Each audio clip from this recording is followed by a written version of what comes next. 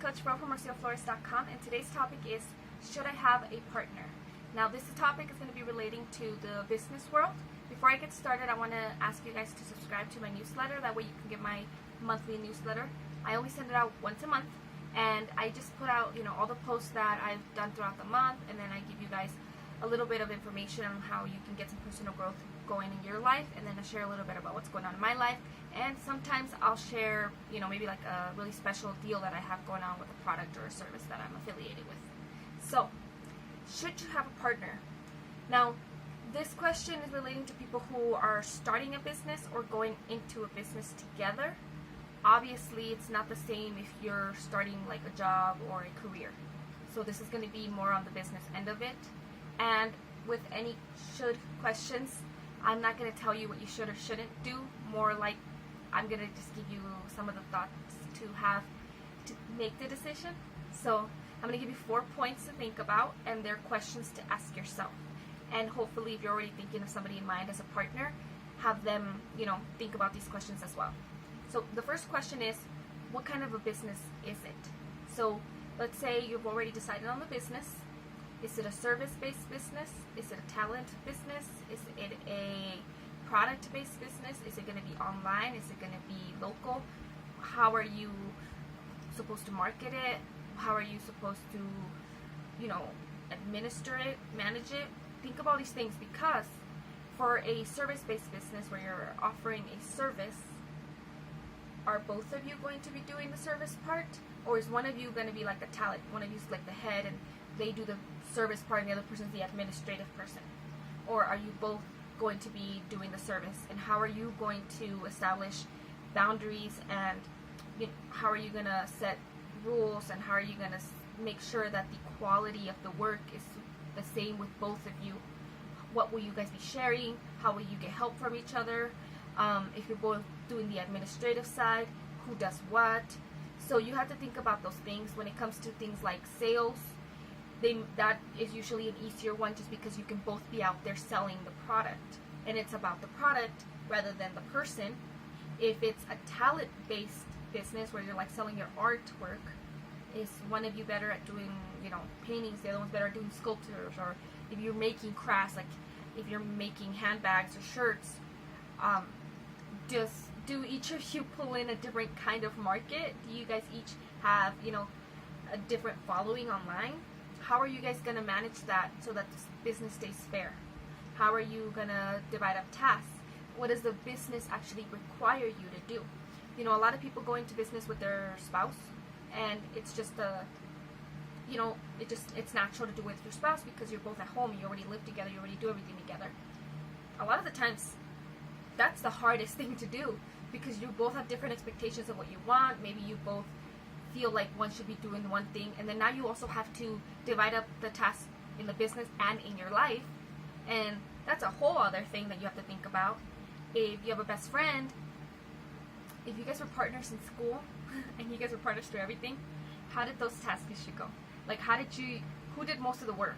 Who did most of the, how equal was it? Because you have to think about the relationship as well, and how that might be affected by that. The second question to ask is, have you determined your own personal traits? And what I mean by traits, I mean, do you know what your values are? Do you know what your principles and your beliefs are? Do you know what your character and their character's like? Do you know what your talents, your strengths, your weaknesses? What's your personality? Are you a night person or a day person? Do you like early mornings? Do you like to stay up late? Do you like to be organized, or do you need things to be really clean before you can focus? Do you like, organized chaos? You like a mess? There's all these little things that you don't really think about until you're accountable to somebody else, and it's going to irk that person, or their traits are going to irk you. So first and foremost, you have to know what your traits are before you can even talk to them about their traits, because it's going to come out. You're going to be trying to tell them, oh, you're so messy, and they're going to be like, well, you're, their list. So make sure that you spend some time actually thinking about what you bring to the table, and what they'll bring to the table, and how that will work together. And the third question goes right on that same line, where how do you manage conflict? what happens if you can't agree with something? What happens if you're upset, or if they do something wrong, or what if they're purposely trying to make you upset because you upset them for something? I mean, are you going to be passive aggressive? Is that how you usually react to it? Are you avoidant when it comes to anger? Are you reactive? Are you somebody who explodes? How's that going to work with your business partner who you are now put money into? You have to think about how you guys will relate to each other when something comes up, because things can come up even if it's either of you. So how are you guys going to deal with conflict when it comes to a customer who's complaining or yelling at you? Are you supposed to take it? What if one person's like, is the customer always right? Yeah, they are. And the other person's like, no, they're not. This is my business. And so you have to really think about the possibilities of what might come up as you're running a business together, and take the time to sit down, write up some ground rules, think of boundaries, think of your expectations and their expectations, and make sure that you're honest about what you can and can't fulfill. So don't just say, yeah, okay, I agree with you about those things, and then you're not going to do it. That's really unfair. So make sure that you guys have a set plan of how you will react to those issues. The fourth question is, what's your current support system now?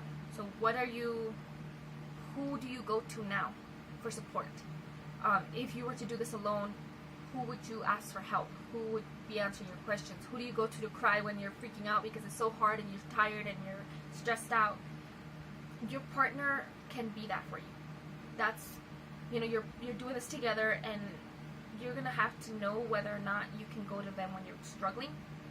If you know you can't, you're still going to have to go to somebody else. And they'll still need to go to somebody else. So you need to know what kind of relationship you'll have with them, and what kind of relationship you already have with other people. Because if you're thinking that the reason you want a partner is for that support, and they're not going to give it to you, then why are you doing this with this person if you could do it alone? So you have to think about that.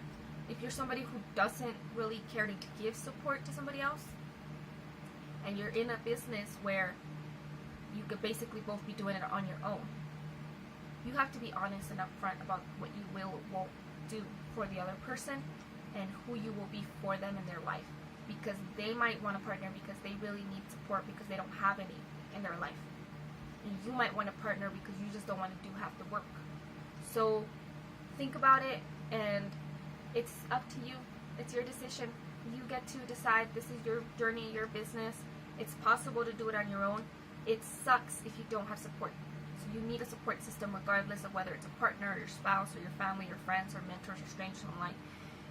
It will be a longer and harder journey if you don't have it. So just make sure that you understand the process of it with or without a partner, and then you get to make a decision.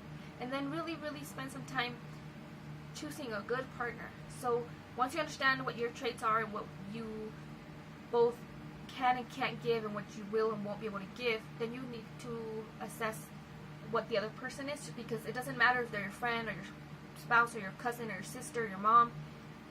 Just because it's somehow related to you doesn't mean that they're going to be the best person for you. And you'll either have to be really okay with the downfalls and both of you finding the support outside of each other when neither of you has that trait that you need, or you're going to have to just be honest and say, I don't think we can work together, I don't think we should.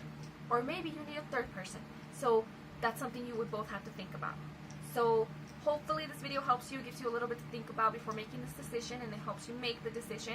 If you like the video, please put a like on it, a share, tag, comment. If you're on Facebook, put a react. And help me out by subscribing out to my list or sharing this with other people who you think it may help. Thank you so much for watching this video. I hope you have a wonderful, wonderful, blessed day. Goodbye.